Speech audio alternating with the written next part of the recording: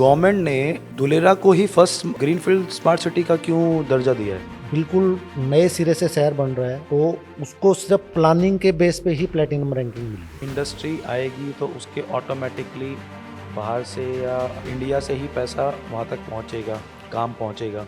4400 megawatt का solar power plant Dholera में लग रहा है। घोड़े की रफ्तार से वहाँ पे काम हो रहा है, काम स्टार्ट हो चुका है। जितनी भी आएंगी ग्रीनफील्ड इंडस्ट्री आएंगी, यहाँ पे पोल्यूटेड इंडस्ट्री कोई भी नहीं आएगी। लेकिन जो धुलेरा की आम पब्लिक है उसके लिए गवर्नमेंट क्या कर रही है? CTV plant, water treatment plant, sewer treatment plant, ये तीनों वहाँ पे लग चुके हैं।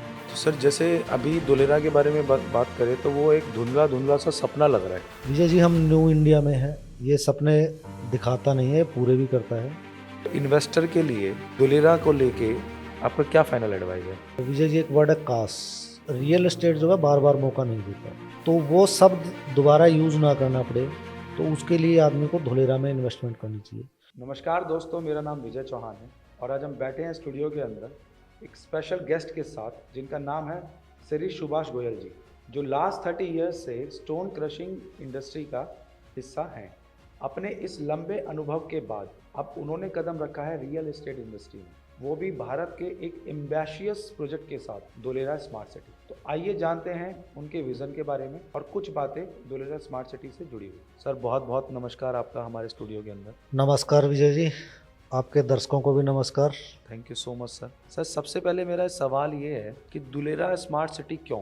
विजय जी देखो, मैं इसमें आपको बताऊंगा, धुलेरा भारत की पहली platinum ranking greenfield industrial smart city है, और प्लेटिनम रैंकिंग वर्ल्ड में सिर्फ 2 या 3 शहरों को मिली है जो ऑलरेडी बसे हुए हैं। धुलेरा बिल्कुल नए सिरे से शहर बन रहा है, तो उसको सिर्फ प्लानिंग के बेस पे ही प्लेटिनम रैंकिंग मिली है। तो सर ये जैसे ग्रीन फील्ड और ये ब्राउन फील्ड में थोड़ा सा डिफरेंस बताइए, मतलब क्या होता है ये? जी, इसको हमें इस तरीके से समझना पड़ेगा। एक ब्राउन फील्ड स्मार्ट सिटी जो बनती है वो एग्जिस्टिंग सिटी को ही ब्राउन उसको स्मार्ट सिटी में कन्वर्ट किया जाता है, और ग्रीन फील्ड स्मार्ट सिटी वो होती है जो बिल्कुल नए सिरे से बैरल लैंड पे पूरी प्लानिंग के साथ बनाई जाती है, जिसके अंदर कोई भी किसी भी तरीके का फ्लो ना हो। जैसे फॉर एग्जांपल हम ले सकते हैं कि दुबई भी इतनी एडवांस सिटी है, लेकिन उसमें भी पीछे जब फ्लड्स आए तो वो भी प्लेटिनम रैंकिंग का हिस्सा नहीं होती है, जिसमें हर चीज़ को ध्यान रख के चीज़ें डिजाइन की जाए तो उसको जो है प्लेटिनम रैंकिंग मिलती है, और वो ही green field industrial smart city कहलाती है। तो सर गवर्नमेंट ने धुलेरा को ही फर्स्ट ग्रीनफील्ड स्मार्ट सिटी का क्यों दर्जा दिया है? इसको विजय जी हमें इस तरीके से समझना पड़ेगा। 2008 में जब इंडिया की GDP बहुत ज़्यादा डाउन थी, तो इंफ्रास्ट्रक्चर से रिलेटेड कोई प्रोजेक्ट लेके आना था जिससे कि इंडिया की GDP बढ़ सके। प्रोजेक्ट आया DMIC, Delhi Mumbai industrial corridor. Dholera इसी का पार्ट है, और DMIC में जापान बराबर का पार्टनर है।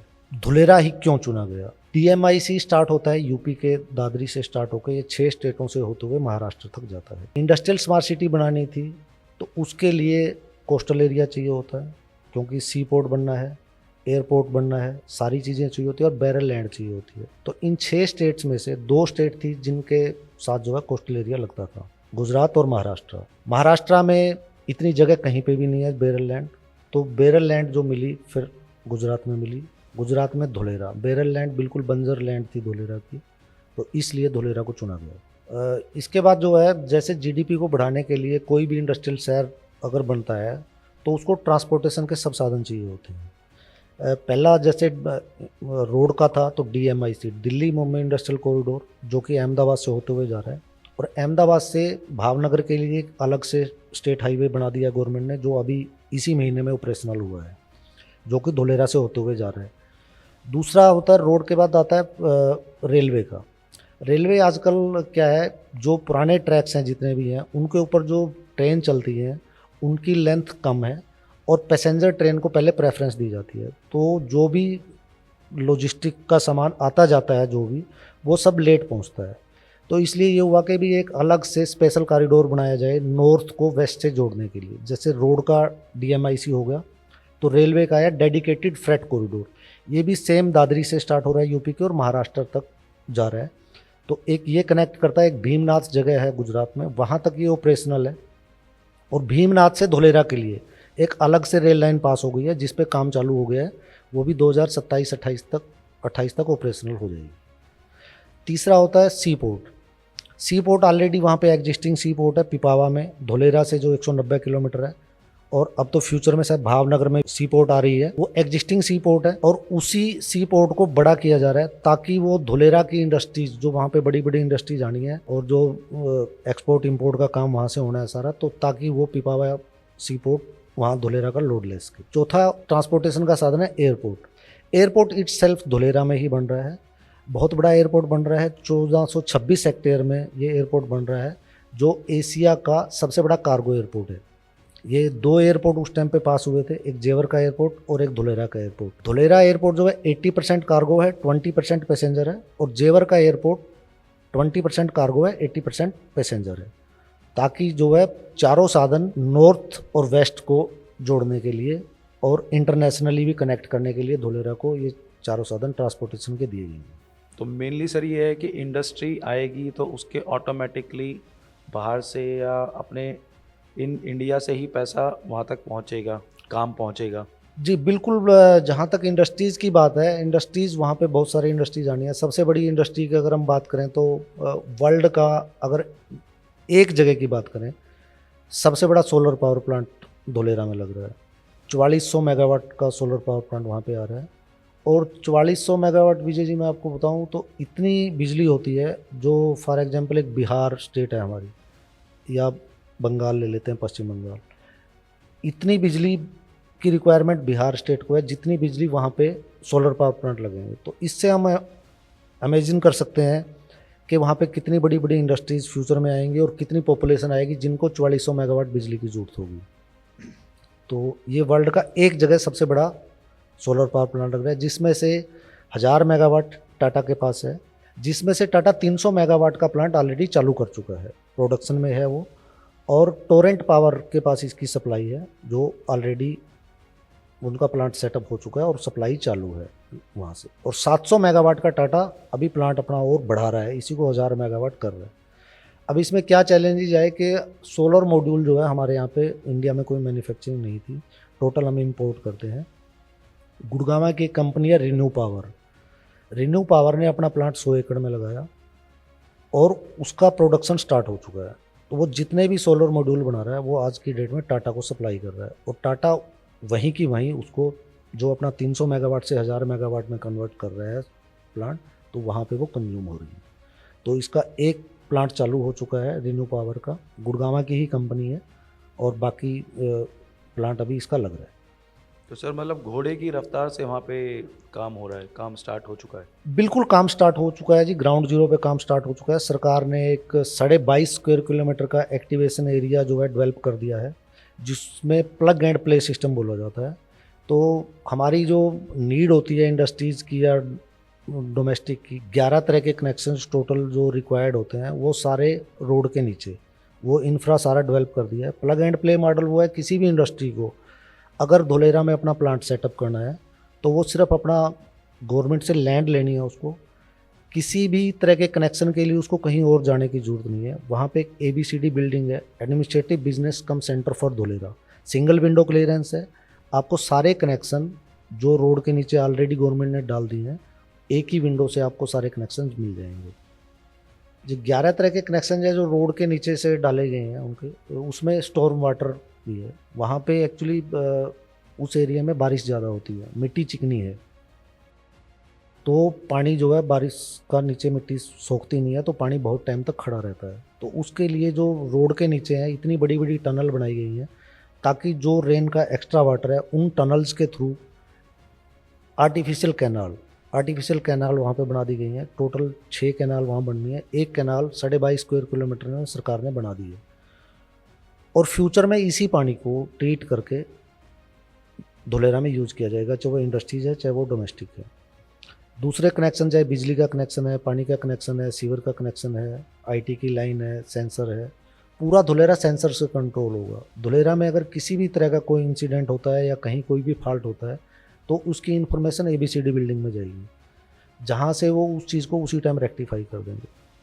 पहली बात, जैसे कोई मान लो एक्सीडेंट हो गया किसी का, तो पहली बात तो कोई होगा नहीं, क्योंकि इतनी स्मार्ट और हाईटेक सिटी है। अगर कोई हो भी जाता है तो उसकी इन्फॉर्मेशन ABCD बिल्डिंग में चली जाएगी, पूरा धुलेरा सेंसर से कंट्रोल होगा। 22.5 स्क्वायर किलोमीटर में भी जो है ऑलरेडी कैमराज इंस्टॉल्ड हैं। सारी एक्टिविटी जो भी आज वहाँ पे हो रही हैं सारी जो है ABCD बिल्डिंग में मॉनिटर हो रही है। तो इसकी अगर मैं विजय जी इसकी डिज़ाइनिंग की बात करूँ तो एक कंपनी है US बेस्ड हेल्क्रो कंपनी है, जिसने दुबई में आपने पाम जुमेरा सुना होगा, समुद्र में शहर बना है, तो वो पूरा इस हेल्क्रो कंपनी ने डिज़ाइन किया था। और पूरे धुलेरा की प्लानिंग भी इसने पूरे 2 साल की स्टडी करके पूरे धुलेरा की प्लानिंग हेल्क्रो कंपनी ने करी है कि यहाँ पे कितनी बारिश होती है, उसका क्या सिस्टम होना चाहिए। तो पूरी धुलेरा की प्लानिंग जो है हेल्क्रो ने करी है। और इसकी मैनेजमेंट जो है एकोंग कंपनी है, USA की कंपनी है, जो इसकी वो पूरी मैनेजमेंट इसकी वो देख रही है। विजय जी, 2008 में एक बार स्टार्ट हो गया था, ऑन पेपर्स आ गया कि इस तरीके का कोई प्रोजेक्ट हमें लेके आना है। उसके बाद काम स्टार्ट हुआ 2012 में, कुछ लैंड एक्वायरमेंट के काम हुए। कोई भी गवर्नमेंट का प्रोजेक्ट आता है और उसमें टाइम टेकिंग होता ही है। हेल्क्रो ने स्टडी करी, उसने टाइम लगाया। 2015 में धुलेरा एक छोटा सा गांव था, इससे पहले 2015 में 33 गांव को मिला के धुलेरा को तहसील बना दिया गया। वहाँ पे तालुका बोलते हैं, हमारे यहाँ पे तहसील बोलते हैं। जो धुलेरा बन रहा है SIR special investment region act है। सबसे पहले ये चाइना ने संघई में लागू किया था, उसके बाद इंडिया ने लागू किया है गुजरात में। SIR एक्ट क्या है? SIR एक्ट है जो इंडस्ट्रीज आती हैं यहाँ पे, जो अपनी इन्वेस्टमेंट करती हैं, बड़ी बड़ी इन्वेस्टमेंट करती हैं, तो वो उनको प्रोटेक्शन सिक्योर फील कराता है वो एक्ट। जैसे कोई भी देश हो, सरकार बदलती रहती हैं, किसी भी इंडस्ट्री के साथ ऐसा ना हो कि बाद में उसको जाना पड़े सरकार बदलने की वजह से। एक बार जो MOU साइन हो गया वो कंटिन्यूस रहता है, चाहे सरकार कोई भी रहे। SIR एक्ट ये सील्ड प्रोवाइड करता है किसी भी इंडस्ट्रियलिस्ट को। धुलेरा जो टोटल बन रहा है वो 920 स्क्वायर किलोमीटर एरिया में बन रहा है, जो इंडिया का दिल्ली के बाद दूसरा सबसे बड़ा शहर है। और ये फेजेस में डेवलप होना है। फर्स्ट फेज इसका 2026-27 में कंप्लीट होना है, सेकंड फेज 2032-33 में कंप्लीट होना है। तो सर, जैसे कि आज अगर कोई इन्वेस्ट करता है धुलेरा में जी, तो वो कब तक रिटर्न एक्सपेक्ट करे कि उसको रिटर्न कब तक मिल जाएगी? ग्रोथ के लिए विजय जी मैं आपको बताऊं, 2 चीज़ें ज़रूरी हैं, सब्र और नज़र। विज़न आपका होना चाहिए और आपके अंदर पेशेंस होनी चाहिए। अगर मैं अभी धुलेरा की आज भी बात करूं तो जैसे 2015 में ये तहसील बन गया, उसके बाद 2017-18 में प्लॉटिंग स्टार्ट हुई वहाँ पे। तो स्टार्टिंग में रेट वहाँ पे 1500 रुपये के आसपास थे पर स्क्वायर यार्ड, जो आज की डेट में डिपेंडिंग अपॉन द लोकेशन 8,000, 9,000 रुपये, इवन 10,000 रुपये तक स्क्वायर यार्ड के रेट हैं। लेकिन अभी एक्चुअल ग्रोथ आएगी कब? इसमें एक्चुअल ग्रोथ आएगी जब यहाँ पे इंडस्ट्रीज जैसे अब स्टार्ट हो गई हैं, सेटअप होनी स्टार्ट हो गई हैं। जैसे वो इंडस्ट्रीज प्रोडक्शन में आएंगी, उसके बाद उनके अंदर एम्प्लॉयमेंट आएगी, रहने के लिए लोग आएंगे। इतना बड़ा विजन है कि एक्सपेक्ट कर रहे हैं कि कम से कम 10 लाख जॉब्स जो है धुलेरा क्रिएट करेगा। तो उनको रहने के लिए जगह चाहिए होगी। जहाँ पे भी पॉपुलेशन आती है वहाँ पे ग्रोथ आती है। और एक छोटा सा एग्जांपल और है, टाटा नैनो, साणंद है गुजरात में ही एक जगह है, वहाँ पे एक इंडस्ट्री लगी टाटा नैनो की।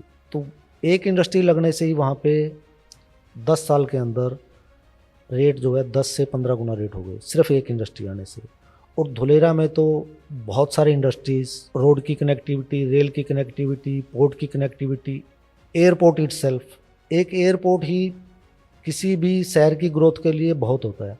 और यहाँ पे तो सारे साधन आ रहे हैं और इतनी बड़ी बड़ी इंडस्ट्रीज आ रहे हैं, तो ग्रोथ ना हो ऐसा तो हो ही नहीं सकता। इसी कड़ी में अगर मैं विजय जी फरीदाबाद की बात करूँ, आप फरीदाबाद आज से 10 से 15 साल पहले ले लीजिए, नहर पार जिसको ग्रेटर फरीदाबाद भी बोला जाता है, तो वहाँ पे क्या रेट्स थे?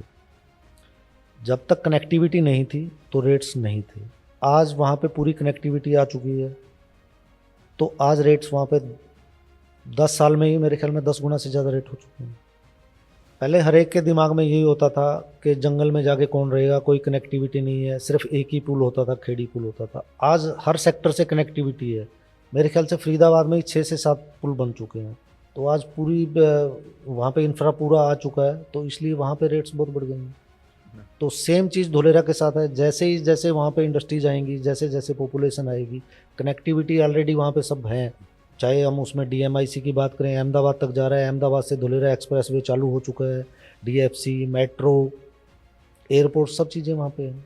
लेकिन सर बहुत लोग बोलते हैं कि ये धुलेरा बहुत दूर है, यहाँ से गुजरात कौन जाएगा, कौन जाके रहेगा, या विशेष ये एक बहुत बड़ा मिथ है। पुराने ज़माने में क्या होता था, बुजुर्ग लोग कहते थे कि जो भी हम इन्वेस्टमेंट कर रहे हैं, जो भी ज़मीन खरीद रहे हैं, वो हमारी आंखों के सामने होनी चाहिए, क्योंकि साधन नहीं थे, आदमी जा ही नहीं सकता था। आज की डेट में आप 1 घंटे में कहीं से कहीं जा सकते हो इंडिया में। इवन तो रोड से भी आप जो है धुलेरा 12 घंटे में, 10 से 12 घंटे में आप धुलेरा रोड से पहुंच सकते हो। बाई एयर जा सकते हो, आप जैसे चाहो आप वैसे जा सकते हो।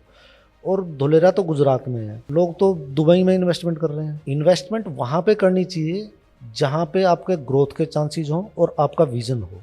2 चीज़ ज़रूरी हैं, वो फिर वर्ल्ड के चाहे किसी भी कोने में हो। आज धुलेरा में क्या आप सोच रहे हो सिर्फ इंडिया से इन्वेस्टमेंट है? नहीं, आज वर्ल्ड से, US से इन्वेस्टमेंट आ रही है, दुबई से इन्वेस्टमेंट आ रही है, सब जगह से इन्वेस्टमेंट आ रही है धुलेरा में। और विजय जी, एक चीज़ और होती है सिक्योरिटी। आदमी कहता है कि मेरी प्रॉपर्टी मैं कहीं पे भी खरीद रहा हूँ, मेरी नज़रों के सामने है तो वो सिक्योर है।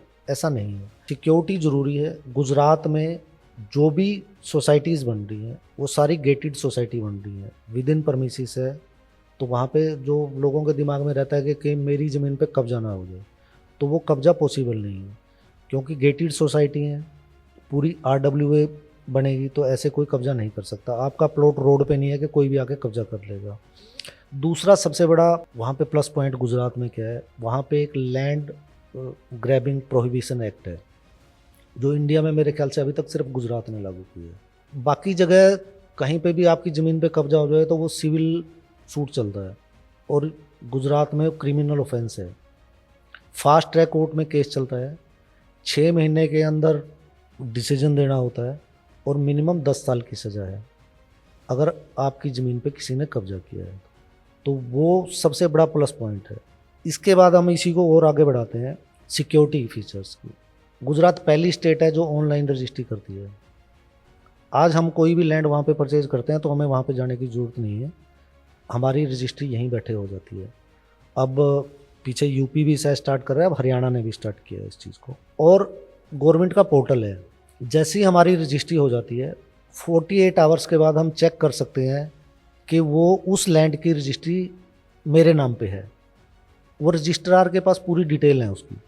अगर कोई भी आदमी दोबारा उसी लैंड की रजिस्ट्री करने जाएगा तो वो रजिस्ट्री हो ही नहीं सकती, क्योंकि वहाँ पे मेरा नाम ऑलरेडी एंट्री हो चुका है। मोटेशन, हर प्लाट की अलग से मोटेशन आती है। मोटेशन के बाद प्रॉपर्टी आईडी, जो कि ऑनलाइन हम यहीं बैठे बैठे निकाल सकते हैं, तो वो प्रॉपर्टी आईडी हमारी आ जाती है, हमारे नाम से वो प्रॉपर्टी आईडी बनी हुई है।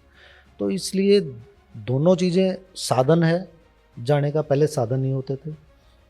विजन है, ग्रोथ है और सिक्योरिटी है, तो सारे फीचर्स हैं, इसलिए हमें घबराना ही नहीं चाहिए, ज़रूरत ही नहीं है कोई भी घबराने की। तो सर ऐसी कौन सी मेजर इंडस्ट्रीज़ है जो धुलेरा के ग्रोथ को ड्राइव करेंगी? जी विजय जी, मैंने आपको बताया सोलर इंडस्ट्री के बारे में। मैंने आपको बताया कि 4400 मेगावाट के सारे सोलर पावर प्लांट वहाँ पे लगने हैं।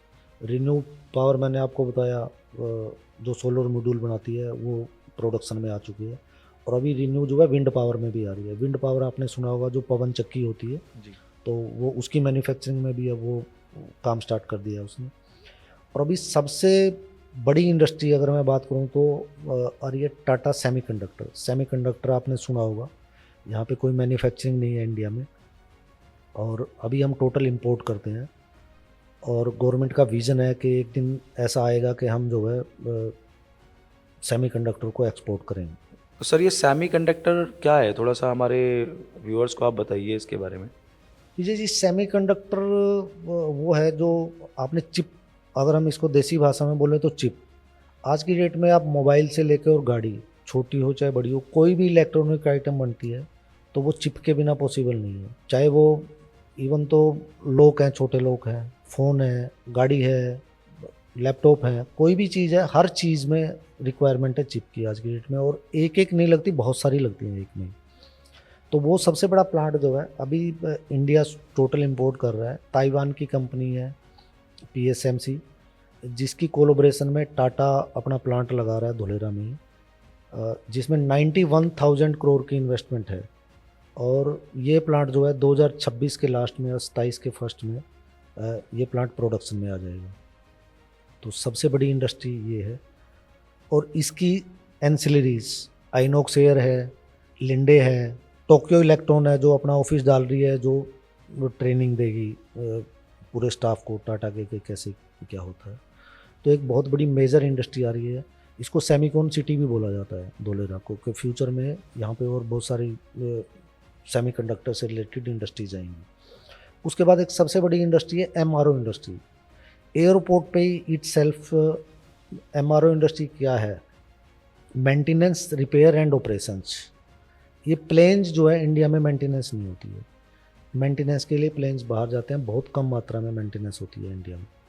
तो धोलेरा में पूरी इंडस्ट्री आ रही है इसकी, जिसमें एयरबस और बोइंग शामिल है टाटा के साथ मिलके। तो यहाँ पे पूरे प्लेन्स की मेंटेनेंस, रिपेयर्स और सब चीज़ें यहाँ पे आएंगी। और इसी में C295 डिफेंस एयरक्राफ्ट आपने सुना होगा, इसकी मैन्युफैक्चरिंग अभी फ्यूचर में जैसे ही धोलेरा में फैसिलिटीज़ आ जाएंगी तो धोलेरा में ही इसकी मैन्युफैक्चरिंग भी होगी। अभी इसका प्लांट वडोदरा में असेंबलिंग हो रही है। तो सर ये सिर्फ धुलेरा जो है वो इंडियन फेवरेट नहीं है, वो सारे इंडस्ट्री फेवरेट भी है, जो सारी बाहर की फॉरेन इंडस्ट्री जो बड़े लेवल पे काम कर रही है जी, वो इसका आके invest करें। नाम ही इटसेल्फ इसको डिफाइन करता है कि इसका नाम ही ग्रीनफील्ड इंडस्ट्रियल स्मार्ट सिटी दिया गया है इसको नाम ही।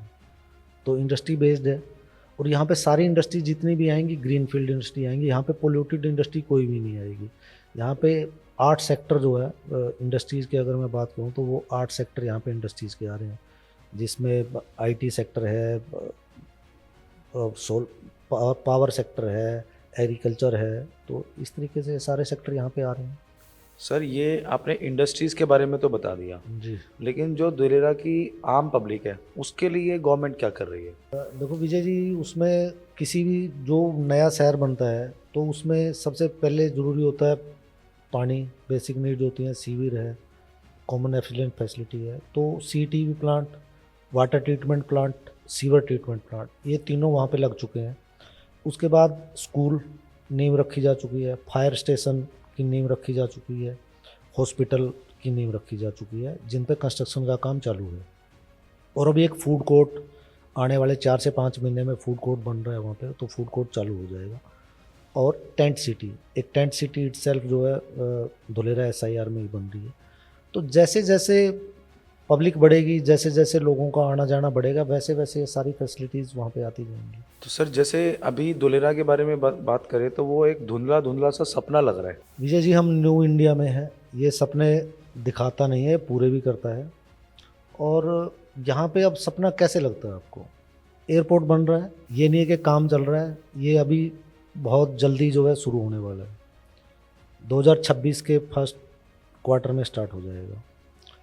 रोड DMIC चालू हो चुकी है। अहमदाबाद से धुलेरा के लिए एक्सप्रेसवे अलग से बन चुका है। मेट्रो के लिए प्लानिंग हो चुकी है। DFC भीमनाथ तक जा रही है, धुलेरा के लिए लैंड एक्वायर हो रही है। इंडस्ट्री सेटअप हो रही है, रिन्यू का प्लांट सेटअप हो चुका है, सोलर पावर प्लांट लग चुका है, टोरेंट पावर की सप्लाई चालू है। इतनी सारी जो गवर्नमेंट की वो है वो पूरी हो चुकी हैं। 22.5 स्क्वायर किलोमीटर का एरिया जो सरकार ने डेवलप कर दिया है प्लग एंड प्ले मॉडल पे। हर 1.5 स्क्वायर किलोमीटर पे वहाँ पे 10 लाख लीटर कैपेसिटी के पानी के टैंक बन चुके हैं। तो सपना तो नहीं रह गया अभी, ये तो पूरा होने की तरफ दौड़ रहा है, चल भी नहीं रहा, दौड़ रहा है। सर धुलेरा के लिए लोग स्कैम का वर्ड भी यूज़ करते हैं कि स्कैम है या कुछ ऐसे है। विजय जी, ऐसा है, इंडिया में बहुत से लोग जो स्टडी नहीं करते हैं, वो पहुंच से दूर होता है तो उसको वैसे स्कैम बना देते हैं। जब तक आप वहाँ पे जाओगे नहीं, डीप स्टडी करोगे नहीं, वहाँ ग्राउंड जीरो पे क्या हो रहा है उस चीज़ को देखोगे नहीं, तब तक आपको स्कैम ही लगेगा। आप धुलेरा जाइए, धुलेरा विजिट करें, धुलेरा में देखिए क्या क्या डेवलपमेंट्स हो रही हैं, फिर आप उसके बाद मुझे बताओ कि क्या ये स्कैम है। आप खुद से ही बोलोगे कि नहीं, ये स्कैम नहीं है, धरातल पे सब कुछ हो रहा है, वहाँ पे ऑन ग्राउंड जीरो पे सब काम हो रही है। हाँ सर, आम पब्लिक के लिए धुलेरा में आपके पास क्या इन्वेस्टमेंट अपॉर्चुनिटीज़ हैं? इन्वेस्टमेंट अपॉर्चुनिटी में हमारे पास गेटेड सोसाइटी में प्लॉट्स होते हैं जो 150 गज के आसपास के हैं प्लॉट्स है। 12 लाख रुपए के आसपास की इन्वेस्टमेंट है एक प्लॉट की, और इस पे हम आपको हर महीने एश्योर्ड रिटर्न भी देते हैं। तो सर हर महीने का एश्योर्ड रिटर्न आता है उसमें? जी, हर महीने का एश्योर्ड रिटर्न आता है। तो सर इन्वेस्टर के लिए दुलेरा को लेके आपका क्या फाइनल एडवाइस है? विजय जी, एक वर्ड है काश, लोग अक्सर यूज़ करते हैं, और रियल एस्टेट जो है बार बार मौका नहीं देता। जिन लोगों ने भी गुड़गांव, ग्रेटर नोएडा या ग्रेटर फरीदाबाद को बढ़ते हुए देखा है, तो वो आज वर्ड यूज़ करते हैं काश। तो वो शब्द दोबारा यूज़ ना करना पड़े, तो उसके लिए आदमी को धुलेरा में इन्वेस्टमेंट करनी चाहिए, क्योंकि इंडिया की फ्यूचर सिटी है, green field industrial smart city बन रही है। दिल्ली के बाद दूसरा इंडिया का सबसे बड़ा शहर बन रहा है, जिसके अंदर ट्रांसपोर्टेशन के चारों मोड से वेल कनेक्टेड है, और बहुत सारी इंडस्ट्रीज आ रही हैं, और आज की डेट में भी वहाँ पे बहुत सस्ते रेट हैं, तो इसलिए इन्वेस्टमेंट को वहाँ पे करनी ही चाहिए। Sir thank you so much, आपका बहुत बहुत धन्यवाद कि आप हमारे स्टूडियो में आए और आप एक ऐसे प्रोजेक्ट के बारे में बता रहे हैं कि अगर कोई भी इसमें इन्वेस्ट करता है तो आगे फ्यूचर में चल के उसकी इन्वेस्टमेंट 5 टाइम X या 10 टाइम X होगी। Thank you so much sir.